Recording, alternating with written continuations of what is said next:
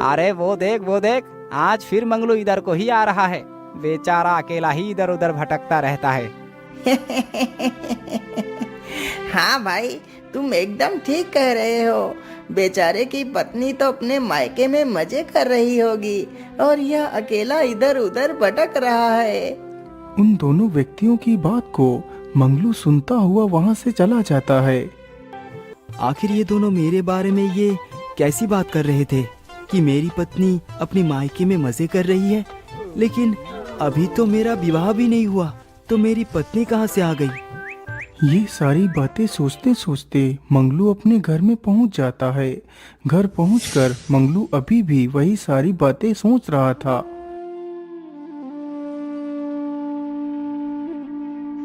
अरे क्या हुआ बेटा, तुम कहाँ खोए हुए हो? आखिर तुम क्या सोच रहे हो? माँ, आज हमारे गांव के दो व्यक्ति बात कर रहे थे कि मेरा विवाह हो चुका है और मेरी पत्नी मायके में है और मैं अकेला इधर उधर घूम रहा हूँ। बेटा, गांव के आदमी बिल्कुल ठीक कहते हैं। लेकिन माँ, आखिर मेरा विवाह कब हुआ? मुझे तो उसके बारे में कुछ पता ही नहीं। बेटा, तेरा विवाह बचपन में ही हो गया था, जब तू सिर्फ 5 साल का था। लेकिन माँ, मेरा विवाह आखिर किसके साथ हुआ है और मेरी पत्नी कहाँ है? बेटा, तेरा विवाह मेरी सहेली रामकली की बेटी के साथ हुआ था। वह चंपक राज्य में रहती है। अपने विवाह की बात सुनकर मंगलू बड़ा ही खुश हो जाता है। माँ, यदि आप बुरा ना माने तो मैं अपनी पत्नी को लेने जाना चाहता हूँ। ठीक है बेटा, इसमें बुरा मानने की क्या बात है? तुम अवश्य जा सकते हो। जरा मैं तुम्हारे लिए कुछ रोटियां बांध देती हूँ, तुम रास्ते में खा लेना। इतना बोलकर वह बुढ़िया एक पोटली में कुछ रोटियां बांधकर मंगलू को देती है।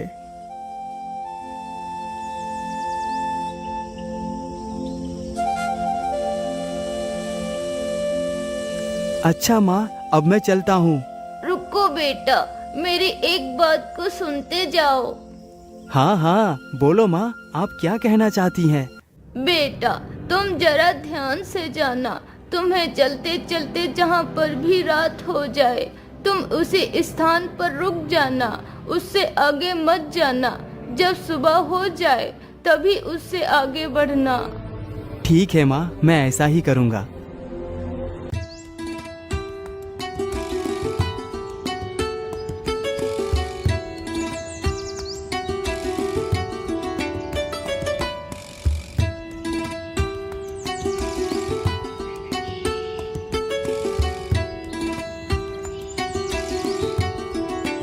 मंगलू को चलते चलते सुबह से दोपहर हो जाती है।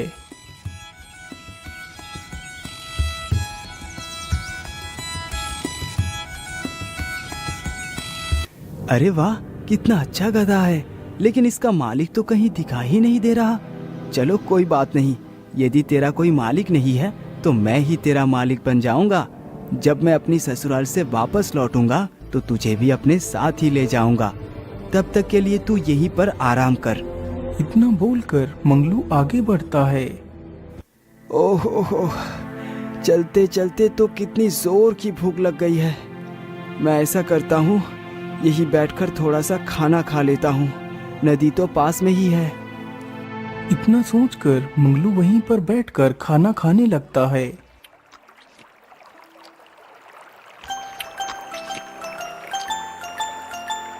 आहा, मैंने खाना तो खा लिया। चलो अब जल्दी से पानी भी पी लेता हूँ। फिर मंगलू नदी के पास जाता है और पानी पीता है। अरे वाह वाह, इस नदी का पानी तो कितना मीठा है। वैसे मैंने पानी तो अब पी लिया है, चलो अब चलता हूँ।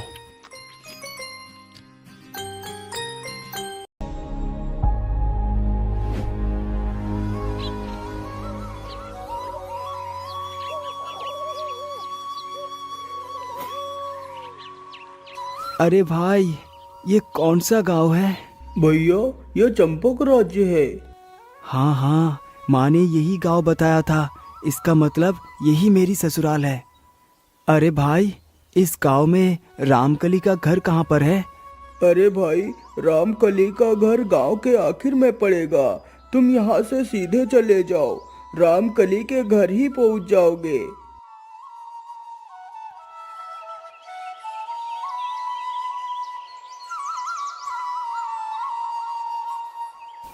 मुझे लगता है वो आखिर वाला घर ही मेरी सासू माँ का है। चलो चलकर देखता हूँ। मंगलू उस घर के पास ही पहुँच पाया था कि तभी रात हो गई। अरे राम राम राम, ये क्या, मुझे तो यहीं पर रात हो गई। अब क्या करूं? माँ ने तो बताया था कि चलते चलते जहाँ पर रात हो जाए उसी स्थान पर रुक जाना, फिर सुबह आगे बढ़ना। लेकिन मैं तो घर के अंदर भी नहीं घुस पाया और रात भी हो गई है। मैं ऐसा करता हूँ, आज रात यही घर के पीछे यही गुजार लेता हूँ, सुबह होते ही घर के अंदर चला जाऊंगा। इतना सोचकर मंगलू वहीं पर बैठ जाता है। अरे माँ, मेरी रोटी तो टेढ़ी हो गई है। अरे ये क्या, लगता है मेरी पत्नी के द्वारा बनाई गई रोटी टेढ़ी हो गई है।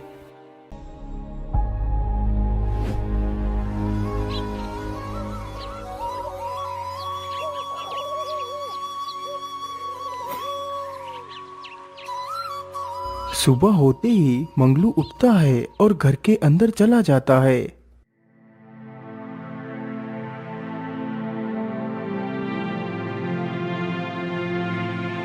अरे बेटा, तुम कौन हो और ऐसे कैसे घर के अंदर घुस आए?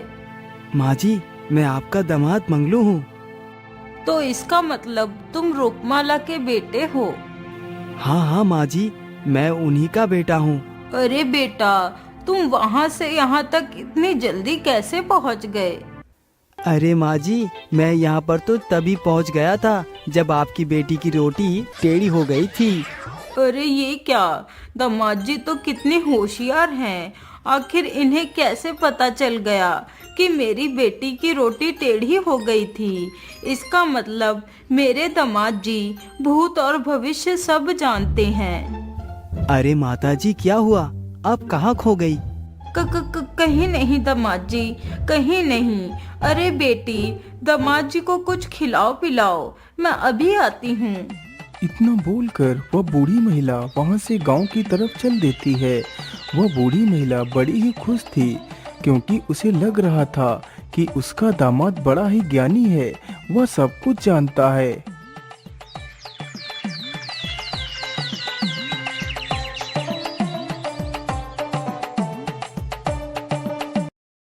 अरे धनिया, क्या बात है, तेरा मुंह इतना उतरा हुआ क्यों है? अरे माँ जी, मैं आपको क्या बताऊं, आज पूरे 4 दिन हो गए हैं मेरे गधे को खोए हुए।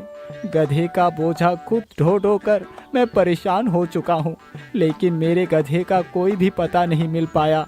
पता नहीं वो कहाँ पर हो। अरे धनिया, तू परेशान ना हो, मैं तेरे गधे को पल भर में ही ढूंढ सकती हूँ। लेकिन वो कैसे माता जी, मैं कुछ समझा नहीं। धनिया, मेरा दामाद बहुत बड़ा ज्ञानी है, वह सब कुछ जानता है। यदि ऐसी बात है तो मैं जरूर आपके दामाद के पास आऊंगा। इतना सुनकर वह बुढ़िया चली जाती है। वह पूरे गांव में अपने दामाद के बारे में बता देती है।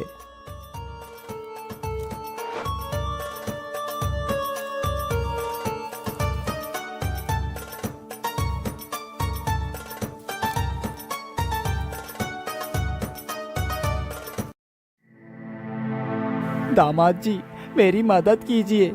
मैंने आपके बारे में बहुत कुछ सुना है कि आप बहुत ज्ञानी पुरुष हैं।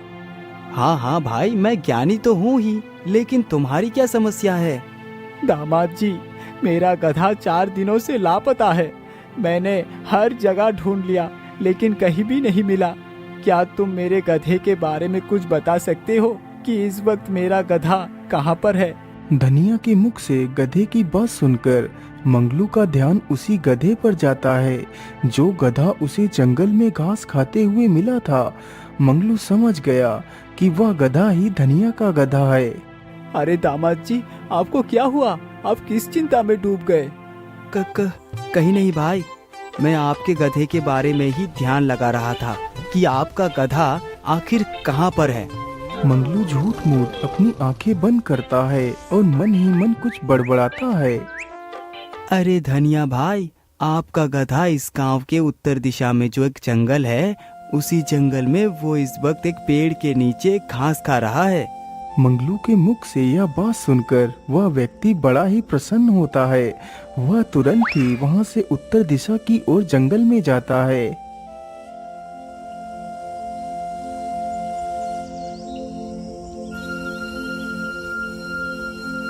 कुछ दूर चलने के बाद वह देखता है कि गधा सामने ही एक पेड़ के नीचे घास चर रहा है। गधे को सामने देखकर धनिया की खुशी का कोई ठिकाना ही नहीं रहता।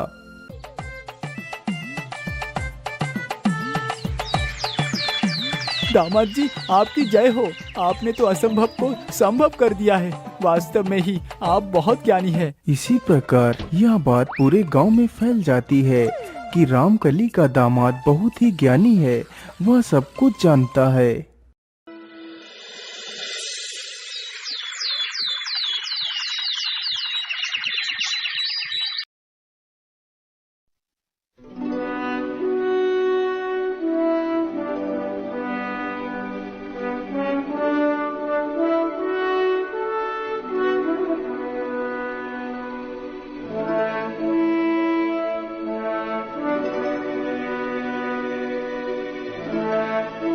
महाराज, मैं सत्य कह रहा हूँ। रामकली का दामाद कोई बहुत बड़ा ज्योतिषी है। वह भूत और भविष्य सब कुछ जानता है। यदि ऐसी बात है तो मैं भी उस महान आदमी से जरूर मिलना चाहूंगा। सैनिकों, जल्दी से जाओ और रामकली को तथा उसके दामाद को लेकर जल्दी ही वापस आओ। राजा का आदेश होते ही सैनिक रामकली के घर को पहुंच जाते हैं। रामकली जी, आप हमारे साथ चलिए। महाराज ने आपको तथा आपके दामाद को महल में बुलाया है।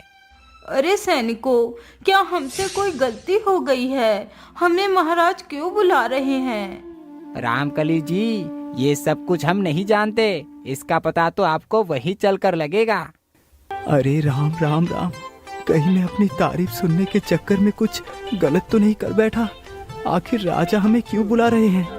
ठीक है सैनिकों, चलिए हम आपके साथ चलते हैं।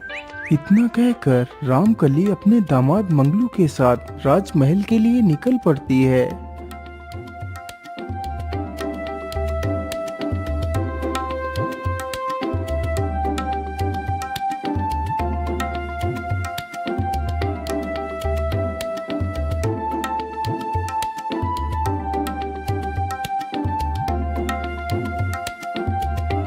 महाराज, आपने हमें याद किया। क्या हमसे कोई भूल हो गई है महाराज? नहीं रामकली, तुमसे ना ही कोई गलती हुई है और ना ही कोई भूल। हम तो सिर्फ इतना जानना चाहते हैं, क्या आपका दामाद भूत और भविष्य सब कुछ जानता है? जी महाराज, इसमें कोई संकोच नहीं। मेरा दामाद सब कुछ जानता है।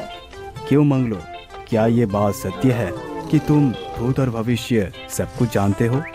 हे भगवान, ये मैं कहाँ आकर फंस गया। यदि मैंने नहीं में जवाब दिया तो राजा मुझे अभी दंड देगा, और यदि हाँ बोलूँगा तो हो सकता है मुझे अपने आप को बचाने का कोई उपाय ही मिल जाए। क्या हुआ मंगलू, तुम किस सोच में डूब गए? कहीं नहीं महाराज, कहीं नहीं। आपने मेरे बारे में जो कुछ भी सुना है वो सब कुछ सत्य है। यदि ऐसी बात है मंगलू, तो फिर मुझे तुम मेरी रानी के खोए हुए हार के बारे में बताओ कि उसे किसने चुराया है। यदि तुमने उसका सही जवाब बता पाया तो मैं तुम्हें मुंह मांगा इनाम दूंगा, और यदि तुमने नहीं बता पाया तो मैं तुम्हारा सिर कटवा दूंगा। राजा के मुख से यह बात सुनकर तो मंगलू के पसीने ही छूट जाते हैं। क्या हुआ मंगलू, तुम किस सोच में डूब गए? महाराज क्षमा कीजिए, लेकिन हार का पता लगाने के लिए आपको मुझे 1 दिन की मोहलत देनी होगी। मैं कल आपको हार के बारे में बताऊंगा। ठीक है मंगलू, मैंने तुम्हें कल तक का समय दे दिया। हे भगवान, ये मैं कहाँ आकर फंस गया। अच्छा खासा तो अपने माँ के साथ में रह रहा था, यहाँ आकर तो मैंने अपने ही मौत को दावत दे दी। क्या हुआ दामाद जी, आप इतनी चिंता में क्यों हैं? अरे कुछ नहीं माताजी, बस मैं उस रानी के हार के बारे में सोच रहा हूँ। आप जाकर सो जाइए, आज तो मैं बाहर ही सोऊंगा। लेकिन दामाद जी, आज आपने खाना तो खाया ही नहीं है। माँ जी, आज मेरा पेट पहले से ही भरा हुआ है, इसीलिए आज मैं कुछ भी नहीं खाऊंगा। यह बात सुनकर उसकी सांस अंदर चली जाती है। वैसे भी इस बुढ़िया ने मेरी जान को जोखिम में डाल ही दिया है, आज भी चैन से जीने नहीं दे रही। कल तो राजा मेरा सिर काट ही लेगा। चलो कम से कम आज की रात तो सो लेता हूँ, पता नहीं कल की शाम मिले या ना मिले। इतना सोचकर मंगलू उसी चारपाई पर लेट जाता है, लेकिन चिंता के कारण उसे नींद नहीं आ रही थी। अरे आजा रे निंदिया, कल तो सिर काटा ही जाएगा। अरे आजा रे निंदिया, कल तो सिर काटा ही जाएगा। मंगलू इसी बात को बार बार दोहरा रहा था ताकि उसे नींद आ जाए। तभी यह आवाज पड़ोस में रहने वाली एक 30 वर्षीय महिला के कान में पड़ी, जिसका नाम निदिया था। वह भी राजा के यहाँ रानी की दासी बनकर काम करती थी। अरे, यह मौसी का दामाद तो मेरा ही नाम ले रहा है। क्या इसे पता चल गया कि रानी का हार मैंने ही चुराया है? हे भगवान, अब मेरा क्या होगा? यदि कल सुबह ये बात राजा को पता चलेगी तो राजा मुझे फांसी पर ही चढ़ा देंगे। अब क्या करूं मैं?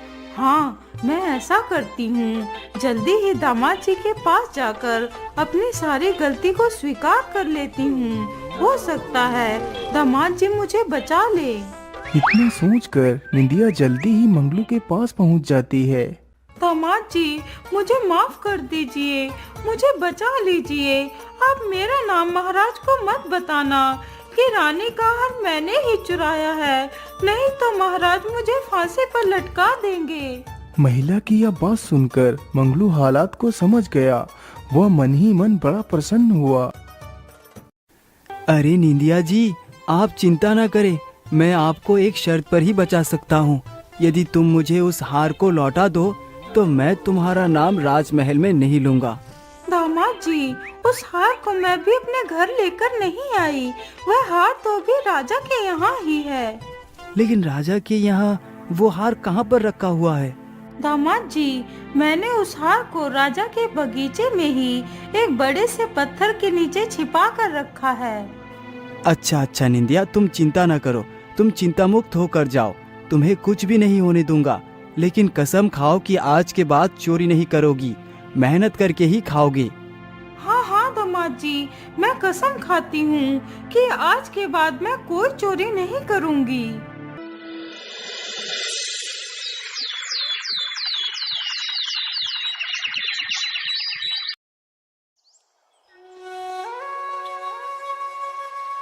चलिए मंगलू, हमारे साथ राजमहल को चलिए, महाराज ने आपको बुलाया है। हाँ हाँ, चलो सैनिकों, मैं आपके साथ चलने के लिए तैयार हूँ।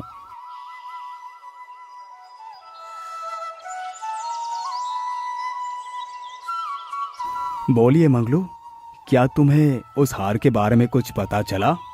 जी महाराज, मैंने आपकी हार की खोज कर ली है। तो फिर जल्दी से बताइए मंगलू, वो हार कहाँ पर है? महाराज, वो हार आपके ही बगीचे में एक बड़े से पत्थर के नीचे पड़ा हुआ है। सैनिकों, जल्दी से बगीचे में चलकर देखो। आज्ञा मिलते ही सैनिक बगीचे में जाकर देखते हैं तो हार पत्थर के नीचे ही पड़ा हुआ होता है। यह देखकर तो राजा हैरान ही रह जाता है। वाह मंगलू वाह, तुम तो वाकई कितने ज्ञानी हो। बोलो, तुम्हें क्या इनाम चाहिए? महाराज, मुझे कुछ भी नहीं चाहिए, आप अपनी मर्जी से मुझे जो कुछ भी दे देंगे मैं उसे ही स्वीकार कर लूंगा। मंत्री जी, मंगलू को 1000 सोने की मोहरे उपहार में दे दी जाए। राजा का आदेश होते ही मंगलू को एक पोटली भरकर सोने की मोहरे दे दी जाती हैं। महाराज, अब मैं यहाँ से जाना चाहता हूँ, आप मुझे जाने की अनुमति दे।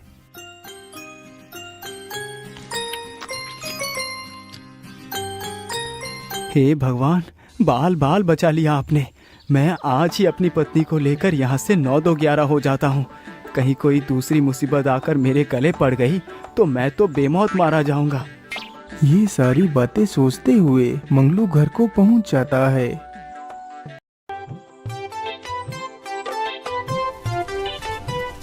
माँ जी, आप मेरी पत्नी को आज ही विदा कर दीजिए। मैं आज ही अपने घर वापस लौटना चाहता हूँ, क्योंकि आज का दिन ही विदाई के लिए सबसे ज्यादा शुभ है। यदि ऐसी बात है बेटा, तो तुम आज ही चले जाओ। इस प्रकार मंगलू अपनी पत्नी को लेकर चला जाता है और खुशी खुशी अपना जीवन यापन करता है।